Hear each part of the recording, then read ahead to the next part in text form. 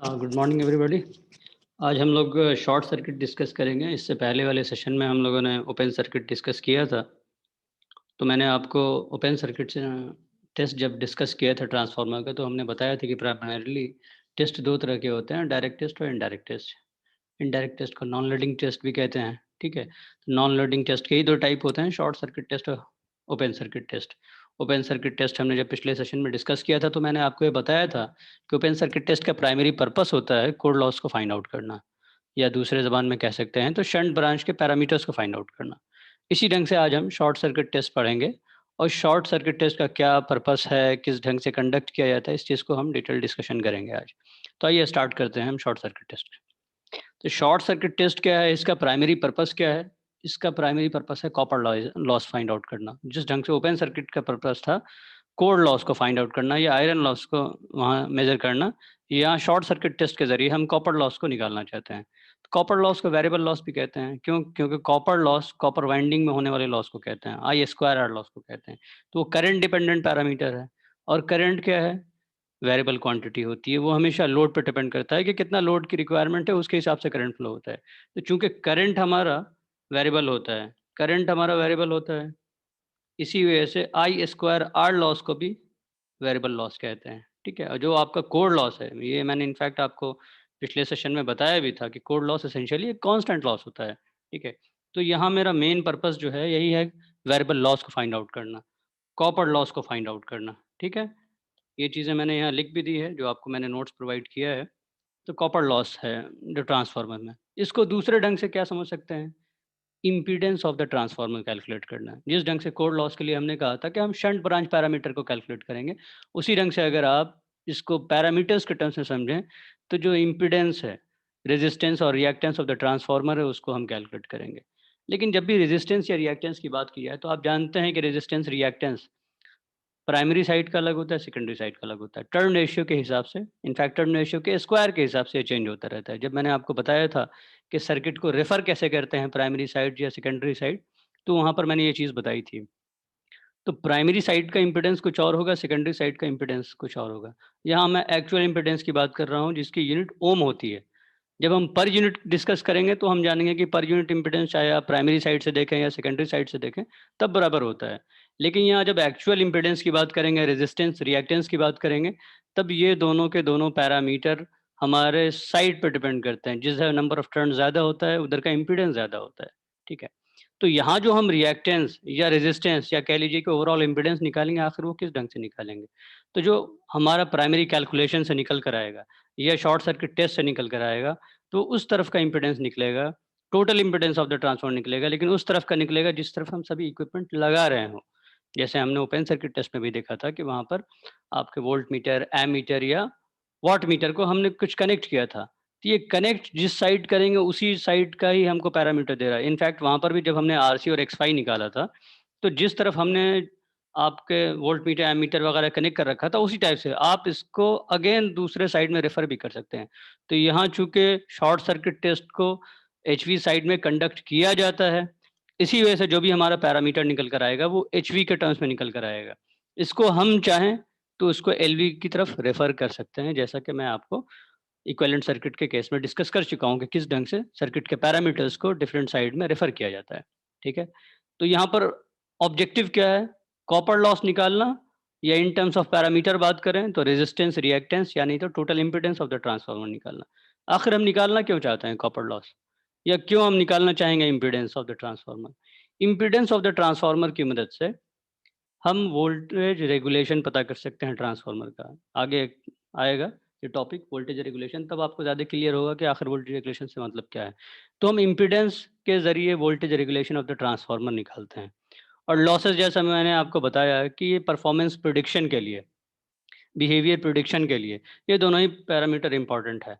आपको प्राइमरी तौर पे अगर देखा जाए, तो ट्रांसफार्मर में यही दो लॉसेज हैं जो डोमिनेंट हैं, एक कॉपर लॉस और दूसरा कोर लॉस। तो ये दोनों लॉसेज अगर हमारे पास निकल जाएं, तो हम इफिशिएंसी ऑफ द ट्रांसफार्मर पता लगा सकते हैं ना। तो यही मेरा पर्पस था नॉन लोडिंग टेस्ट का, यही मेरा पर्पस था आपके इनडायरेक्ट टेस्ट का, कि without actually loading the transformer हम उसकी इफिशिएंसी को कैलकुलेट कर सकें, हम उसके वोल्टेज रेगुलेशन का पता कर सकें, ठीक है। ताकि हमारा सही मानों में परफॉर्मेंस या उसका बिहेवियर को हम प्रिडिक्ट कर सकें ट्रांसफार्मर का without actual use, without actually connecting the actual load. ठीक है? क्योंकि एक्चुअल लोडिंग अगर हम करेंगे तो वहाँ पर हाई पावर की रिक्वायरमेंट होगी। छोटे ट्रांसफार्मर के लिए तो फिर भी ठीक है, लेकिन ट्रांसफार्मर की रेटिंग मैंने आपको बताया कि काफ़ी है, ज़्यादा होती है रेटिंग। प्रैक्टिकल ट्रांसफार्मर अगर पावर ट्रांसफार्मर्स की बात करेंगे, तो वहाँ पर हमको सिर्फ़ टेस्टिंग पर्पज़ के लिए अगर इतना ज़्यादा वोल्टेज या पावर सप्लाई करना पड़ जाए, तो वो फ़ीज़िबल सॉल्यूशन नहीं है। इसी वजह से नॉन लोडिंग टेस्ट किया जाता है या इनडायरेक्ट टेस्ट किया जाता है। तो आइए अब हम देखते हैं कि आखिर इसका स्कीमेटिक डायग्राम क्या है, ताकि हम आगे की बातों को समझ सकें, आखिर हम कर क्या रहे हैं इसमें। तो जिस ढंग से आप देख सकते हैं कि मैंने ओपन सर्किट टेस्ट में आपको बताया था कि वहाँ पर जो भी सर्किट के डिफरेंट इक्विपमेंट मेजरिंग डिवाइसेज़ लगाए हुए थे, वो एलवी साइड में लगाया हुआ था और एचवी साइड को हमने ओपन सर्किट किया था। यहाँ बिल्कुल अपोज़िट है। यहाँ एलवी साइड को हमने शॉर्ट सर्किट कर दिया है। शॉर्ट सर्किट किया है, इस वजह से इसको कह रहे हैं शॉर्ट सर्किट टेस्ट। वहाँ पर हमने ओपन सर्किट टेस्ट में एचवी साइड को ओपन किया था, इस वजह से उस टेस्ट का नाम था ओपन सर्किट टेस्ट। यहाँ पर चूँकि हमने शॉर्ट किया है, इसलिए इसको शॉर्ट सर्किट टेस्ट कहेंगे। और जितने भी इक्विपमेंट हैं, आपके वोल्टमीटर, एमीटर और वॉटमीटर, जो आपको स्क्रीन पे दिख रहा होगा, ये आपका वोल्टमीटर है, ये वोल्टमीटर है, ये एमीटर है और वॉटमीटर। ये सब हमने कनेक्ट कहाँ किया है? ये हमने एचवी साइड की तरफ कनेक्ट कर दिया है। ठीक है? और उसके बाद यहाँ पर हमने वोल्टेज सप्लाई लगा रखा है। अब यहाँ पर हम चाह क्या रहे हैं? कॉपर लॉस को फाइंड आउट करना। जिस ढंग से हमने कोर लॉस में देखा था कि कोर लॉस हमारा प्राइमरीली डिपेंडेंट किस पे था? वोल्टेज पे था। तो विदाउट एक्चुअली लीडिंग, लेकिन हम जो लॉसेस कैलकुलेट करना चाहते हैं, वो तो एक्चुअल लॉस कैलकुलेट करना चाहते हैं ना। तो कोर लॉस चूँकि हमारा रेटेड वोल्टेज पे डिपेंडेंट था, रेटेड वोल्टेज, रेटेड फ्रीक्वेंसी पे रेटेड कोर लॉस निकलता, इसलिए हमने वहाँ पर वोल्टेज रेटेड दिया था। लेकिन जब हम कोर लॉस कॉपर लॉस की बात करेंगे, तो कॉपर लॉस जैसा कि मैंने आपको बताया करंट डिपेंडेंट पैरामीटर है। करंट डिपेंडेंट पैरामीटर है, तो हमारा करंट एक्चुअल होना चाहिए ना, यानी करंट हमारा रेटेड सर्किट में फ्लो होना चाहिए। तो हमारा यहाँ प्राइमरी फोकस क्या है कि जो सर्किट का अरेंजमेंट हम इस ढंग से करें, जो भी सेटअप करें, वोल्टेज की वैल्यू प्रोवाइड करें या जो भी करें, तो हमारा सर्किट में रेटेड करंट फ्लो होना चाहिए, क्योंकि रेटेड करंट फ्लो होगा, तो रेटेड करंट से ही रेटेड कॉपर लॉस मिलेगा, एक्चुअल कॉपर लॉस मिलेगा। और जब एक्चुअल मिलेगा तभी हम उसका परफॉर्मेंस सही ढंग से प्रेडिक्ट कर सकते हैं। तो यहाँ पर रेटेड करंट के फ्लो होने के लिए जो हम अरेंजमेंट किए हुए हैं वो ये है। तो यहाँ पर हम वेरिएबल इनपुट वोल्टेज लगाते हैं और जो इनपुट वोल्टेज या सप्लाई वोल्टेज हम लगाते हैं उसकी रिक्वायरमेंट काफ़ी कम होती है। 5 से 8% of the full load rated voltage या फुल लोड वोल्टेज सफिशिएंट है शॉर्ट सर्किट करंट फ्लो कराने के लिए या रेटेड करंट फ्लो कराने के लिए। इसको शॉर्ट सर्किट करंट क्यों कह रहे हैं? अगेन क्योंकि हमने सेकेंडरी को यहाँ पर शॉर्ट सर्किट कर रखा है। अब ये सवाल पैदा होता है, जिस ढंग से हमने देखा था ओपन सर्किट टेस्ट के दौरान भी, कि आखिर एलवी को जैसे वहाँ पर हमने एलवी साइड में सभी इक्विपमेंट्स कनेक्ट कर रखे थे और एचवी को ओपन कर रखा था। इसी ढंग से अगर आप देख रहे हैं एचवी का, तो यहाँ पर हमने जितने भी इक्विपमेंट्स कनेक्ट कर रखे हैं वो सब के सब एचवी साइड में कर रखे हैं और एलवी को शॉर्ट कर रखा है हम। तो आखिर क्यों? हम क्या इसका अपोजिट नहीं कर सकते हैं कि एलवी के साइड में सभी इक्विपमेंट्स कनेक्ट करें और हम एचवी को शॉर्ट करें? तो जिस ढंग से मैंने आपको ओपन सर्किट टेस्ट में बताया था कि जो हमारा पावर सप्लाई का अरेंजमेंट है, वो कन्वीनिएंट होना चाहिए, क्योंकि हमारा प्राइमरी पर्पस क्या है? Without actually loading the transformer हम उसका परफॉर्मेंस एनालिसिस कर सकें। हम जो भी लॉसेस कैलकुलेट करना चाह रहे हैं वो कर सकें। तो यहाँ पर भी ताकि हमारा सप्लाई अरेंजमेंट कन्वीनिएंटली पॉसिबल हो सके, सप्लाई को अरेंज करना आसान हो, तो हम यहाँ पर एचवी करते हैं। मैं थोड़ी देर में आपको एक एग्जांपल देकर समझाऊँगा कि आखिर किस ढंग से एचवी की तरफ करना हमारे लिए कन्वीनिएंट है। दूसरी वजह ये भी है कि अगर आप एचवी साइड की तरफ देखें, तो एचवी साइड की तरफ क्या होगा? वोल्टेज ज़्यादा होगा, लेकिन आपका करंट की वैल्यू कम होगी। तो चूँकि आपके करंट की वैल्यू कम होगी, तो कम रेटिंग के आपको इक्विपमेंट की रिक्वायरमेंट है, क्योंकि हम शॉर्ट सर्किट टेस्ट में मेरा मेन फ़ोकस क्या है? रेटेड करंट पे, ठीक है? अगर आप रेटेड करंट देखेंगे एलवी साइड में, तो एलवी साइड में रेटेड करंट की वैल्यू काफ़ी ज़्यादा होगी। तो उसके हिसाब से हायर रेटिंग के डिवाइसेज़ का इस्तेमाल करना पड़ेगा हमारे पास। तो जितना कम रेटिंग के डिवाइस का आप इस्तेमाल करेंगे, तो उतना चीप होगा, वो हमारे लिए इकोनॉमिकल होगा। ठीक है? तो एचवी साइड में करंट की वैल्यू कम होती है, इसी वजह से एचवी साइड में हमने ये इक्विपमेंट्स लगाए हैं। ये हमारे लिए इकोनॉमिकल है, हमारे लिए सस्ता पड़ेगा। अब इसको दूसरे ढंग से भी आप समझ सकते हैं। आप इस चीज़ को समझिए कि जैसे एक ट्रांसफ़ार्मर, एक टिपिकल एग्ज़ाम्पल हमने लिया है यहाँ पर कि एक 200 केवीए का एक ट्रांसफ़ार्मर है और वोल्टेज रेटिंग दे रखा है 440 टू 6600 वोल्ट। एलवी साइड में 440 वोल्ट है और एचवी साइड में 6600 वोल्टेज है, 6.6 केवी कह सकते हैं। तो हम दोनों ही साइड का एनालिसिस करके देखेंगे कि एचवी साइड करेंगे तो क्या हुआ और LV साइड किया तो हमने क्या हुआ। अगर सबसे पहले आप HV साइड की तरफ देखें, HV साइड देखेंगे तो क्या कहेंगे 6600 वोल्ट लिया हमने। लेकिन जैसा कि मैंने आपको बताया, चूँकि सेकेंडरी हमारा शॉर्ट सर्किट है, तो फुल लोड करंट को सर्कुलेट करने के लिए हमारे पास वोल्टेज की रिक्वायरमेंट कितनी है? हार्डली 5 से 8% है। 5% भी बहुत होता है, क्योंकि हमारे सेकेंडरी साइड में एक्चुअल लोड लगा हुआ नहीं, हमने उसको शॉर्ट सर्किट कर रखा है। तो इस सिचुएशन में जो रेटेड वोल्टेज की रिक्वायरमेंट होगी ना, जो वोल्टेज की रिक्वायरमेंट होगी, वो सिर्फ 5 से 8% है। तो हमने एग्जांपल के तौर पे यहाँ एज्यूम कर लिया है 5%। तो एचवी साइड में जो वोल्टेज लगाएँगे वो कितना होगा? 6600 का 5%, जो 330 वोल्ट आ रहा है। सिमिलरली अब हम करंट निकालने की कोशिश करते हैं कि करंट क्या है? तो करंट क्या कर रखा है हमने, S बराबर VI कॉन्जुगेट होता है, ये आप जानते हैं। चूँकि यहाँ पर सिर्फ वैल्यू में इंटरेस्टेड हैं, इसलिए कॉन्जुगेट को हमने नहीं लिया है। S की वैल्यू दे रखी है 200 केवीए, इसको हमने वोल्टेज से डिवाइड कर दिया। वोल्टेज 100 है, ये कितना आ रहा है आपका? 30 एम्पियर आएगा, ये रेटेड करंट है, ठीक है? ये आ गया आपका। उसी ढंग से अगर आप LV साइड की बात करें, अगर LV साइड में करते तो हमारे पास कितना होता? 22 वोल्ट, और ये जो करंट होता हमारे पास 445 एम्पियर आ रहा होता। आप इसको कैलकुलेट करके देख लेंगे, ठीक है? ये इतना ही आ रहा है, मैंने करके देखा है इसको। तो आप ये चीज़ देख सकते हैं कि जब हम HV साइड की तरफ कनेक्ट कर रहे हैं सभी इक्विपमेंट को, तो वोल्टेज की रिक्वायरमेंट सिर्फ 330 वोल्ट है और करंट की रिक्वायरमेंट 30 एम्पियर है। लेकिन जब LV साइड की तरफ गए तो वोल्टेज तो काफ़ी घट गया हमारा, 22 वोल्ट हो गया, लेकिन करंट क्या हो गया? 445 एम्पियर। 445 एम्पियर काफ़ी हेवी अमाउंट ऑफ करंट होता है, ठीक है? तो arrangement of 330 volt and 30 ampere is more convenient और ज़्यादा रीज़नेबल है, आसान है, बजाय इसके कि हम 22 वोल्ट प्रोवाइड करें और 445 एम्पियर करें। यहाँ वोल्टेज तो काफ़ी कम है, लेकिन करंट की वैल्यू काफ़ी ज़्यादा है। ये भी एक वजह है कि हम जो भी आपको शॉर्ट सर्किट टेस्ट में इक्विपमेंट्स लगाएँगे, वो HV साइड में लगाएँगे। इसी वजह से हमने जब आप सर्किट डायग्राम देखेंगे, तो यहाँ वोल्टमीटर, एमीटर और वॉटमीटर को हमने HV साइड में कनेक्ट किया है। एक बात और है, जो आम तौर पे किताबों में मेंशन नहीं किया रहता है, फिर भी मैं आपको बता देता हूँ क्योंकि मैं आप लोगों ने मेज़रमेंट पढ़ रखा है, इलेक्ट्रिकल मेज़रमेंट। जब ओपन सर्किट टेस्ट हम परफ़ॉर्म कर रहे थे, ठीक है?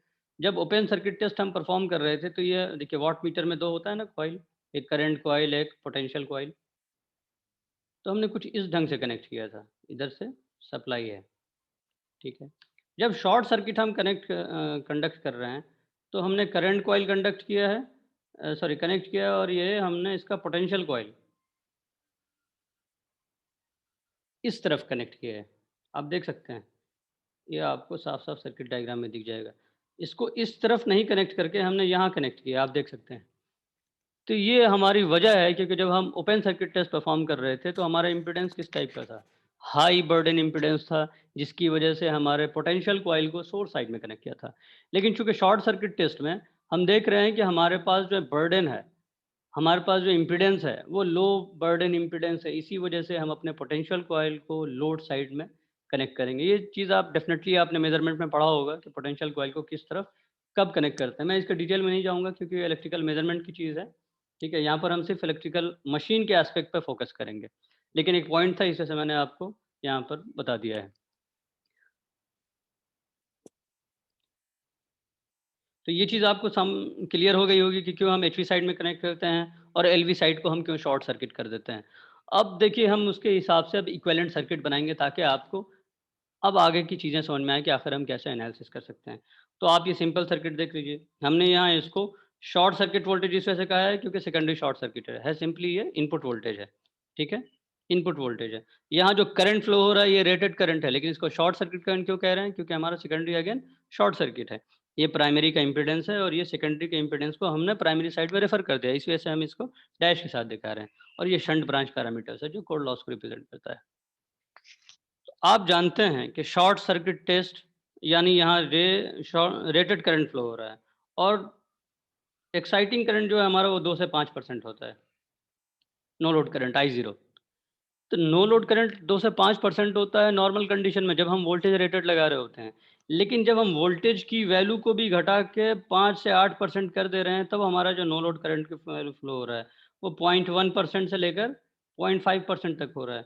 इसमें जाने वाला करंट, ये जो I0 है, ये I0, इसकी वैल्यू बहुत कम है।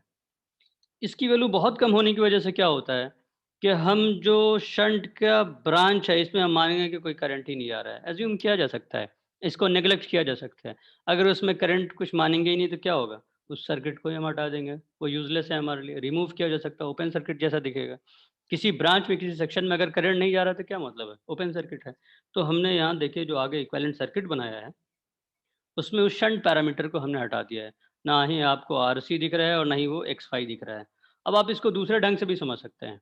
मैंने आपको बताया था कि कोर लॉस क्या होता है हमारा? वोल्टेज डिपेंडेंट पैरामीटर है। तो वोल्टेज डिपेंडेंट पैरामीटर है कोर लॉस, जो पिछले बार भी मैंने बताया था, तो ये चीज़ आपने ध्यान में दिया होगा तो आपको दिखेगा। ठीक है। ये वोल्टेज डिपेंडेंट पैरामीटर है, हमारा इनपुट वोल्टेज क्या लग रहा है, या जब हमने केवी रेटिंग बताया था तब भी बताया था कि आपका copper loss current dependent parameter है और कोर लॉस ये वोल्टेज डिपेंडेंट पैरामीटर है। तो यहाँ वोल्टेज तो हमारा रेटेड नहीं है, वोल्टेज ही हमारा 5% है, 6% है, 7% है। तो वोल्टेज की वैल्यू हमारी चूंकि इतनी कम है, इसी वजह से कोर लॉस जो है हमारा, कोर लॉस हमारा नेग्लिजिबली स्मॉल है with respect to copper loss. Zero नहीं है, मैं आपको बता दे रहा हूँ, जब भी ट्रांसफार्मर है उसके अंदर कोर है, फ्लक्स का सेटअप होगा, कोर लॉसेस होगा। लेकिन for the sake of convenience, क्योंकि हम यहाँ लॉसेस कैलकुलेट कर रहे हैं, दो लॉसेस हैं, कॉपर लॉस है, कोर लॉस है। तो कॉपर लॉस के मुकाबले में हमारा कोर लॉस इतना कम है, इस वजह से हम कोर लॉस को इग्नोर कर देंगे। इसको दो ढंग से समझ सकते हैं। आई नॉट के हिसाब से देख सकते हैं कि आपका जो एक्साइटिंग करंट की वैल्यू है वो बहुत कम है, 0.1 से 0.5% तक है। आप सपोज करिए कि हमारा आई एस सी 100 है, तो जो आई जीरो है वो 0.1 एम्पियर है, तो उसके रिस्पेक्ट में हम इग्नोर कर सकते हैं। इस वजह से हमने शंट ब्रांच पैरामीटर को हटाया है। और शंट ब्रांच पैरामीटर रिफ्लेक्ट किसको करता है? Core loss of the transformer को रिप्रेजेंट करता है। या दूसरे ढंग से समझ सकते हैं कि कोर लॉस हमारा वोल्टेज डिपेंडेंट होता है, और वोल्टेज चूंकि हमारा काफ़ी कम कर रखा है हमने शॉर्ट सर्किट कंडीशन होने की वजह से, इसी वजह से हमारा कोर लॉस को यहाँ पर इग्नोर किया जा सकता है। तो हमने यहाँ शंट ब्रांच के पैरामीटर को देखिए यहाँ रिमूव कर दिया है। यहाँ पर डायरेक्ट आईएससी कंडक्ट कराते हुए दिखा रहे हैं, जो रेटेड करंट है आपका, कोई शंट पैरामीटर नहीं दिखा रखा है। इसको और फर्दर हमने सिंप्लीफाई कर दिया है, आर इक्वेलेंट और एक्स इक्वेलेंट। ये आर इक्वेलेंट और एक्स इक्वेलेंट बन के होगा क्या? Z equivalent. तो चूंकि शॉर्ट सर्किट कंडीशन है, इसलिए हर एक टर्म के साथ हम शॉर्ट सर्किट इस्तेमाल कर रहे हैं। वोल्टेज को शॉर्ट सर्किट वोल्टेज, करंट को शॉर्ट सर्किट करंट, तो इम्पीडेंस को भी हम शॉर्ट सर्किट इम्पीडेंस कह रहे हैं। तो शॉर्ट सर्किट इम्पीडेंस को हम डायरेक्टली इस ढंग से निकाल सकते हैं, V S C upon I S C. और इसका एंगल, इम्पीडेंस एंगल भी हम निकाल सकते हैं कैसे? P S C upon V S C into I S C से। क्योंकि ये जो आपका पी एस सी है ये आपको वाट मीटर से मिल जाएगा, जो आपका वी एस सी है ये आपको वोल्ट मीटर से मिल जाएगा, ये आई एस सी ये आपके एम मीटर से मिल जाएगा। और ये जो आपका पावर फैक्टर है, यहाँ पावर फैक्टर एंगल और इम्पिडेंस एंगल बराबर है ना? क्योंकि आप इस सर्किट को देखिए, सर्किट में कुछ नहीं है, सिर्फ रेजिस्टेंस और रिएक्टेंस बचा हुआ है। तो जो आपका इम्पिडेंस है उसी की वजह से यहाँ पावर फैक्टर इंट्रोड्यूस हो रहा है। ठीक है, क्योंकि हमने कोर के फैक्टर को ही हटा रखा है। तो सिंपल सर्किट है ये बिल्कुल। यहाँ आपको डायरेक्ट ZSC निकालेंगे तो इससे निकल जाएगा। और आप जानते हैं ये आर थीटा का टर्म्स में वैल्यू आएगी, तो with the help of calculator आप इसको आसानी से एक्स प्लस आई वाई के टर्म्स में कर सकते हैं। जैसे ही एक्स प्लस आई वाई करेंगे तो जो रियल कंपोनेंट होगा वो क्या दिखाएगा? Are equivalent. और जो इमेजनरी कंपोनेंट है वो एक्स इक्वेलेंट की वैल्यू दिखाएगा। तो आर इक्वेलेंट एक्स इक्वेलेंट निकाला क्या हमने? टोटल रेजिस्टेंस या total reactance of the transformer निकल गया विथ रेस्पेक्ट टू क्या? H we side. सिमिलरली इसको हम चाहें तो हम एलवी साइड में ट्रांसफ़र कर सकते हैं, divide by A square, divide by A square करेंगे तो हो जाएगा। अब यहाँ पर हमने ये जान तो लिया कि हमारा टोटल इम्पीडेंस क्या है, इसकी मदद से हमने कॉपर लॉस भी देख लिया है। ठीक है, डायरेक्ट वाट मीटर से मिल जाएगा। हमारे पास पैरामीटर्स आ गए आर इक्विवेलेंट एक्स में, जिससे हमसे वोल्टेज रेगुलेशन आ जाएगा। लेकिन क्या हमारे पास कोई तरीका है कि हम रेजिस्टेंस और रिएक्टेंस ऑफ द ट्रांसफार्मर को प्राइमरी और सेकेंडरी वाइंडिंग में सेपरेट कर सकें? क्योंकि हमने इक्विवेलेंट बता दिया है, टोटल बता दिया है हमने कि टोटल ट्रांसफार्मर का इम्पीडेंस क्या होगा। लेकिन प्राइमरी और सेकेंडरी में हमने सेपरेट करके तो नहीं बताया, एक साइड रेफर करके बता रहे हैं, या तो एचवी साइड में, या चाहे तो इसको हम एलवी साइड की तरफ रेफर कर सकते हैं दोबारा। ठीक है, लेकिन हमने सेपरेट सेपरेट नहीं बताया। तो सेपरेट बताने के लिए हमारे पास एक ऑप्शन होता है कि हम डीसी मेजरमेंट टेस्ट कर लें। ठीक है, वो आपको प्राइमरी वाइंडिंग सेकेंडरी वाइंडिंग के लिए अलग अलग करना होगा, जिससे आर इक्वेलेंट प्राइमरी का और आर सेकेंडरी का हमारे पास सेपरेट निकल जाएगा। और एक जो वेल डिज़ाइन ट्रांसफार्मर होता है, तो उसमें x1 और x2 की वैल्यू रफली बराबर होती है। जो सही ढंग से ट्रांसफार्मर की अगर डिज़ाइन किया जाए तो इनके वैल्यू रफली बराबर होते हैं। तो for the sake of simplicity आप दोनों की वैल्यू को बराबर रख सकते हैं।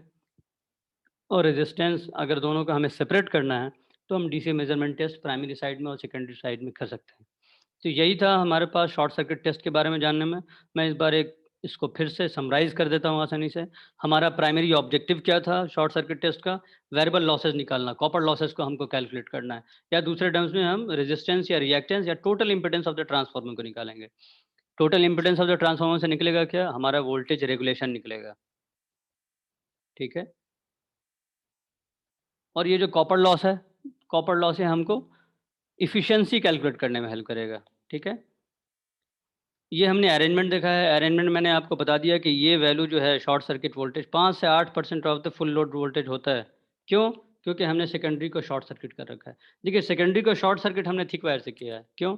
शॉर्ट सर्किट करंट है, हाई करंट होगा तो वहाँ पर वायर का थिकनेस सफिशिएंट होना चाहिए ताकि उस करंट को टॉलरेट कर सके। इसी वजह से हमने वायर को यहाँ पर थिक दिखाया है और लिख भी दिया है थिक वायर है। सिमिलरली यहाँ पर हमने एचवी साइड में सभी इक्विपमेंट्स कनेक्ट किए हैं और एलवी साइड को शॉर्ट किया है। ताकि हम आसानी से जो भी हमारे डिवाइसेज़ हैं वो हमारे चीप हो, क्योंकि हमारे एचवी साइड में करंट की रेटिंग कम होगी तो हमारे इक्विपमेंट की रेटिंग अकॉर्डिंगली घटेगी, जिसकी वजह से वो चीज़ें हमें सस्ती पड़ेगी। तो इकोनॉमिकल रीज़न है। दूसरा और रीज़न क्या बताया था हमने कि जो सप्लाई का अरेंजमेंट है, जो यहाँ पर आपने वोल्टेज लगाया, करंट लगाया, तो वो एचवी के साइड में जो मैंने एग्जांपल लेकर भी दिखाया था, एचवी साइड में करना वो चीज़ें ज़्यादा फिजिबल है। इसी वजह से जो भी इक्विपमेंट्स हैं यहाँ पर शॉर्ट सर्किट टेस्ट में हम एचवी साइड में कनेक्ट करते हैं और एलवी साइड को शॉर्ट सर्किट कर देते हैं। ये मैंने कॉस्ट इफेक्टिवनेस का पॉइंट भी लिख दिया है यहाँ पर। इसके बाद फिर मैंने आपको बताया कि चूँकि जो नॉर्मल कंडीशन होता है, जहाँ रेटेड वोल्टेज लगाते हैं तब भी हम जान रहे हैं कि हमारे excitation current full load current के मुकाबले 2 से 5% होता है। 2 से 5% ऑफ फुल लोड करंट होता है। लेकिन जब हम वोल्टेज प्राइमरी वोल्टेज को और रिड्यूस कर दें, जो कि हमारा 5 से 8% है इस कंडीशन में शॉर्ट सर्किट टेस्ट में, तब जब हमारे आई नॉट की वैल्यू निकल कर आती है, वो 0.1 से 0.5% तक निकल कर आती है, जो काफ़ी कम है। जिसकी वजह से ये आई नॉट जो हमारा शंट में जाने वाला करंट है, इसको हम इग्नोर कर देते हैं। इसको इग्नोर करने का क्या मतलब है कि आप इस कंप्लीट पैरामीटर्स को ही गायब कर सकते हैं। शंट के ब्रांच को दिखाएँगे ही नहीं अब हम, कि यहाँ कोई नहीं है। इसी को हमने आगे फर्दर सिम्प्लीफाई करके दिखाया है कि सिंपली R1 X1 हो गया और R2 X2 हो गया, ठीक है? R1 X1 R2 X2 ये क्या है? हमने सेकेंडरी के पैरामीटर्स को प्राइमरी साइड में रेफ़र कर दिया है, इसी वजह से डैश के साथ दिखा रहे हैं। तो इससे हमारा टोटल इम्पीडेंस निकल जाएगा और टोटल इम्पीडेंस को हम आसानी से ये चीज़ निकाल सकते हैं। ये आप जान रहे हैं कि इम्पीडेंस एंगल और वोल्टेज एंगल यहाँ पर इम्पीडेंस एंगल और पावर फैक्टर यहाँ पर सेम होगा। इसी वजह से यहाँ कैलकुलेट किया है और यहाँ डायरेक्ट इसका एंगल निकाल दिया। इसको आप डायरेक्ट कैलकुलेटर पर रखिए, इसकी वैल्यू r थीटा के टर्म्स में आ जाएगी, z की वैल्यू कुछ आएगी, मान लीजिए 5 एंगल 30 डिग्री। तो आप 5 cos 30 प्लस 5 sin 30 करके ये आपको रेजिस्टेंस देगा, ये आपको रिएक्टेंस देगा। लेकिन कभी भी ट्रिगोनोमेट्री की तरह बच्चे की तरह सॉल्व नहीं करेंगे कि अच्छा सिंपल हुआ, फिर कहेंगे z बराबर root under R square plus X square. ये सब तब किया जाता है जब आपके पास कैलकुलेटर अवेलेबल नहीं हो, अलाउड नहीं है। लेकिन जब आपके पास कैलकुलेटर है, साइंटिफिक कैलकुलेटर इनफैक्ट आपको यूज़ करना आना चाहिए, तो आप डायरेक्ट इसको अप्लाई करेंगे और डायरेक्ट आर थीटा को एक्स प्लस आई वाई, उसमें डायरेक्ट बटन होता है, आप यूज़ करेंगे तो ये आपको आर की वैल्यू और एक्स की वैल्यू निकल के आएगी, जिससे आप वोल्टेज रेगुलेशन निकाल लेंगे। और जो पावर हमने सप्लाई किया है यहाँ पर, चूँकि सर्किट आप देख सकते हैं, यहाँ पर जो हमने पावर सप्लाई किया होगा, वो सिर्फ़ और सिर्फ़ हमारे इम्पीडेंस में वेस्ट हो रहा है ना, तो हमको निकल कर के आएगा, कॉपर लॉस आएगा, जो इस वजह से हमारा जो वाटमीटर वहाँ मेज़र कर रहा होगा, सिर्फ़ और सिर्फ़ कॉपर लॉस को ही मेज़र कर रहा होगा, क्योंकि कोर लॉस यहाँ पर नेग्लिजिबली स्मॉल है। यही बताना था मुझे आपको शॉर्ट सर्किट टेस्ट में। इसके बारे में अगर कुछ समझने में परेशानी हो तो आप मुझसे ज़रूर पूछिएगा, ठीक है? Thank you very much.